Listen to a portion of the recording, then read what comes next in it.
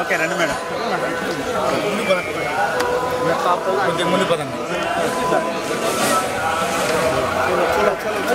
ముందుకు వచ్చాయి.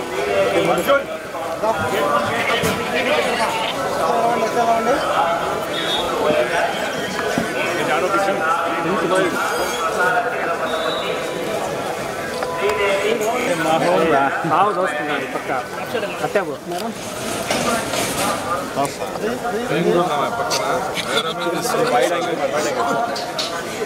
చూడండి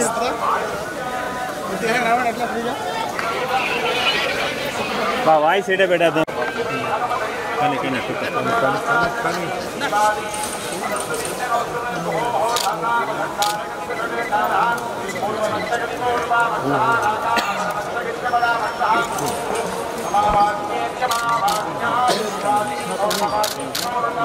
పో బాబాయ్ పో.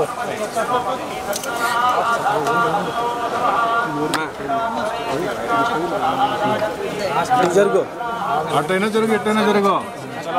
కార్యకర్తల్ని బాబు గారు గుర్తించడం లేదు. వైసీపీ వాళ్ళు వచ్చిన వాళ్ళు మాత్రం గుర్తిస్తాను. ఉన్నాను సార్. సార్ మేము పార్టీకి పనిచేసే వాళ్ళు. నేను రాజకీయం మాట్లాడినా ఆమె చెప్తున్నా మా కష్టాన్ని. అలాగే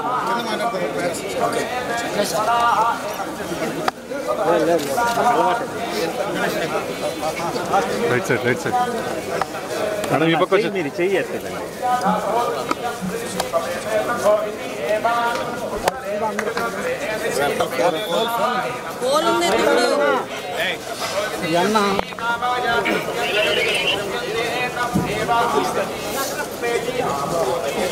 కిరణ్ కొద్దిగా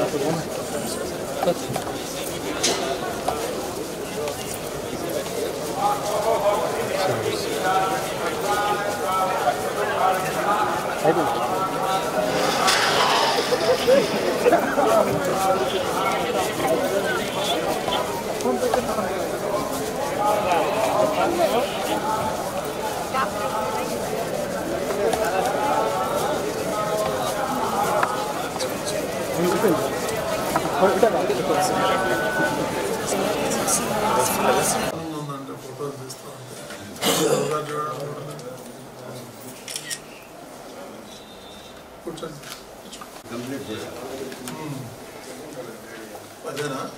అంటే ఇంకా చాలా ఉన్నాయి. 5 వర్క్లు ఉన్నాయి. 5 వర్క్స్కి కూడా ఎస్టిమేట్స్ వేసి పంపించాను. ఎస్టిమేట్స్ కరెక్ట్గా లేట్ అవుతుందని కంప్లీట్ చేసి పెట్టమని పెట్టాను. ఈలో ఎన్నికం మళ్ళీ వెరిఫై చేయించేస్తాను. 5 వర్క్స్ ఉన్నాయి. మేము ఎస్టిమేట్ వేసాము, శాంక్షన్ కాలేదు. మళ్ళీ ఇప్పుడు ఎస్టిమేట్ వేసారు. కరెక్ట్గా ఉందా లేదో చెక్ చేయను. అది వచ్చేస్తుంది. తర్వాత చెరువుది 1.7 అప్పుడు ధర్మారెడ్డి గారు ఉన్నప్పుడు ఏమన్నారంటే తిరుమల పుష్కరనే మనం సరిగ్గా మెయింటైన్ దగ్గర ఉంటేనే కష్టంగా ఉంది, అంత దూరంగా ఉంటుందని స్టాప్ చేశాను.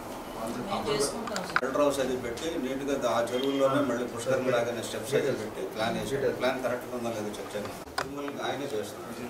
మొన్న వచ్చినప్పుడు ఆయన కూడా అడిగారు, మీరు ఏదైనా ప్లాన్ ఇవ్వండి సార్, అటు మీరు బాగా పుష్కరం క్రియేట్ చేస్తాడు. అది వచ్చి తర్వాత ఇంకొక 4 ఎస్టిమేట్స్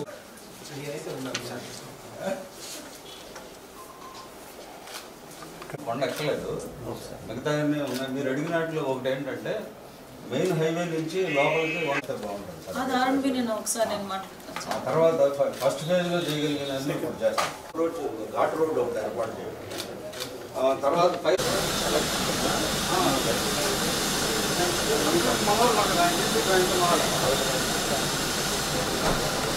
అందరికీ నమస్కారం.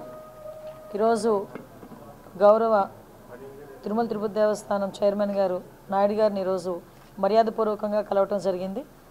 ప్రత్యేకంగా పైకరపేట నియోజకవర్గంలో ఉపమాక వెంకటేశ్వర స్వామి ఆలయాన్ని 2015లో టీటీడీకి హ్యాండ్ ఓవర్ చేయడం జరిగింది.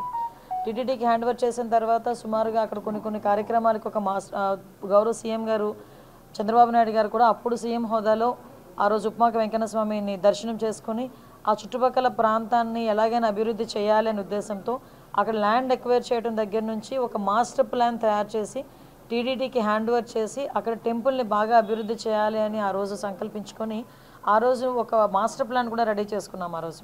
అదే తర్వాత గవర్నమెంట్ మారిన తర్వాత ఎంతో కొంత మీ అందరికీ తెలుసు ఎంతో కొంత కొంచెం నిర్లక్ష్యానికి గురైన పరిస్థితి అయితే కనిపించింది.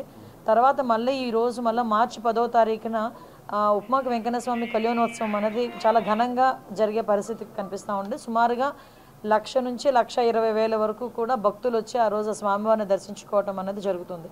ఆ చుట్టుపక్కల గ్రామాల్లో ఉప్మాక వెంకటేశ్వర స్వామి అనేసరికి చాలా వాళ్ళందరికీ కూడా భక్తి భావాలు ఉన్న చుట్టుపక్కల ఉన్న వాళ్ళందరికీ కూడా ఒక ఆనవాయితీ ఏంటంటే ఆ స్వామివారిని దర్శించుకొని ఆ కళ్యాణాన్ని వీక్షించి తర్వాత అక్కడ సుమారుగా 20 రోజుల పాటు జాతర జరుగుతుంది. ఆ జాతరలో స్పైసెస్ అమ్ముతారు. ఆ 20 రోజుల పాటు ఆ స్పైసెస్ కొని తీసుకెళ్ళి ఆ క్షేత్రంలో ఉన్న స్పైసెస్ కొని తీసుకెళ్ళి వాళ్ళు వంటల్లో కానీ వాళ్ళు తినే పదార్థాల్లో కానీ ఉపయోగించుకుంటే వాళ్ళకి మంచి జరుగుతుంది, ఆరోగ్యంగా ఉంటారని ఒక నమ్మకం. ముఖ్యంగా వెంకటేశ్వర స్వామి ఆలయం అనేసరికి వెంకటేశ్వర స్వామి నైట్ అక్కడ స్టే చేస్తారు, సేద తీరుతారు అని ఒక ప్రతీక. ప్రతి దేవాలయం వెంకటేశ్వర స్వామి దేవాలయంలోనే శుక్రవారం అభిషేకం జరిగితే కేవలం ఉప్మాక వెంకన్న స్వామి ఆలయంలో ప్రతిరోజు కూడా అభిషేకం జరిగే ఏకైక టెంపుల్ వెంకటేశ్వర స్వామి టెంపుల్ ఉప్మాక వెంకటేశ్వర స్వామి.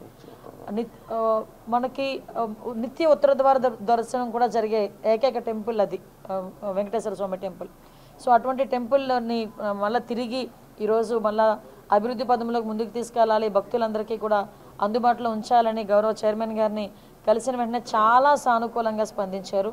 ఇమీడియట్గా సిఈ గారిని పిలిపించారు. సిఈ గారికి కూడా ఆ టెంపుల్ మీద అవగాహన ఉండటం వల్ల మాకు మేము చెప్పకుండానే తనే తిరిగి మొత్తం ఇవి చేయాలమ్మా, పుష్కర్ని క్లీన్ చేయాలి, పుష్కర్ని మనం రెడీ చేసుకోవాలి, మనం చక్ర స్నానానికి రెడీ చేసుకోవాలి, ఇవన్నీ కూడా ఆయనే చెప్పడం నిజంగా చాలా ఆనందంగా అనిపించింది. ఏదైతే గౌరవ సీఎం గారు ఆలోచన మేరకు మళ్ళీ తిరిగి ఈ టర్మ్లో మా అందరి ఆధ్వర్యంలో ఈరోజు మళ్ళీ తిరిగి ఉప్మాక వెంకన్న స్వామి ఆలయం అనేది మంచి అభివృద్ధిలోకి ముందుకు వస్తుందని అపారమైన నమ్మకంతో మేము ఇక్కడ నుంచి వెళ్తున్నాం. రాబోయే మార్చి 10వ తారీఖున జరగబోయే కళ్యాణం కూడా అత్యంత వైభవంగా చేయడానికి టీటీడీ వాళ్ళ సహకారం కూడా కోరడానికి ఈరోజు ఇక్కడికి రావడం జరిగింది. వాళ్ళు కూడా సానుకూలంగా స్పందించారు. ఆ స్వామివారి కళ్యాణం అత్యంత వైభవంగా జరిపిస్తామని మాత్రం అందరికీ హామీ ఇస్తున్నాం. Thank you.